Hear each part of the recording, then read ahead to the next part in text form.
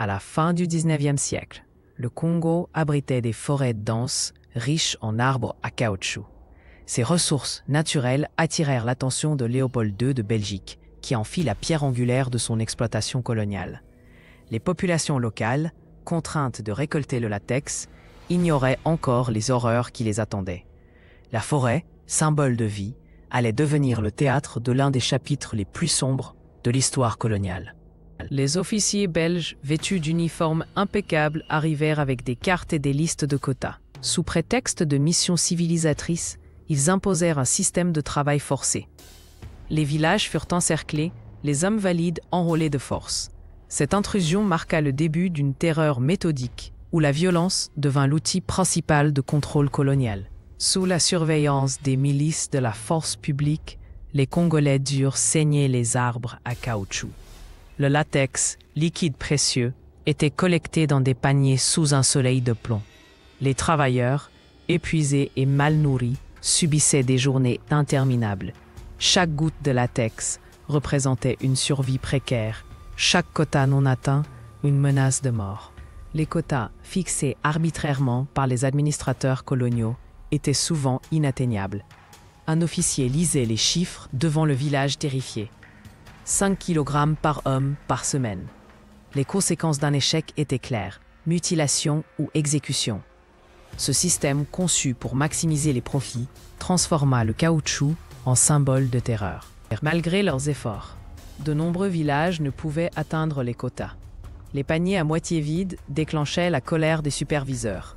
Les statistiques de l'époque révèlent qu'en 1896, 60% des villages inspectés avaient échoué. Ces échecs étaient en réalité le résultat de quotas démesurés et de conditions de travail inhumaines. La punition pour les quotas non atteints était systématique, la mutilation des mains.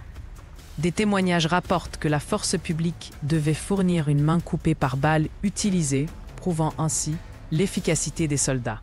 Entre 1885 et 1908, on estime que 10 à 15 millions de Congolais périrent sous ce régime de terreur.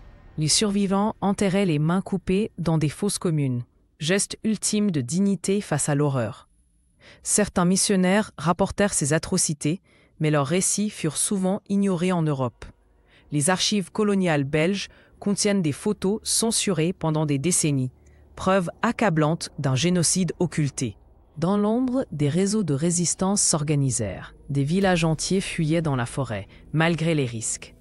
Le chef rebelle, Mulamba Nzuji, mena des attaques contre les postes belges en 1900.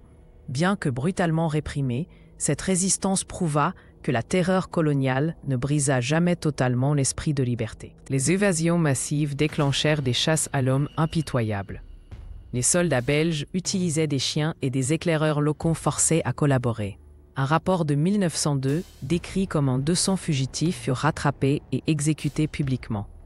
Ces poursuites visaient à instaurer un climat de peur permanent. Dans les bureaux climatisés de Bruxelles, les administrateurs coloniaux rédigeaient des rapports falsifiés. Un document de 1908 prétendait que seulement 500 000 Congolais étaient morts, minimisant l'ampleur du massacre. Aujourd'hui encore, la Belgique peine à reconnaître l'entière vérité sur ce génocide économique qui enrichit ses industries.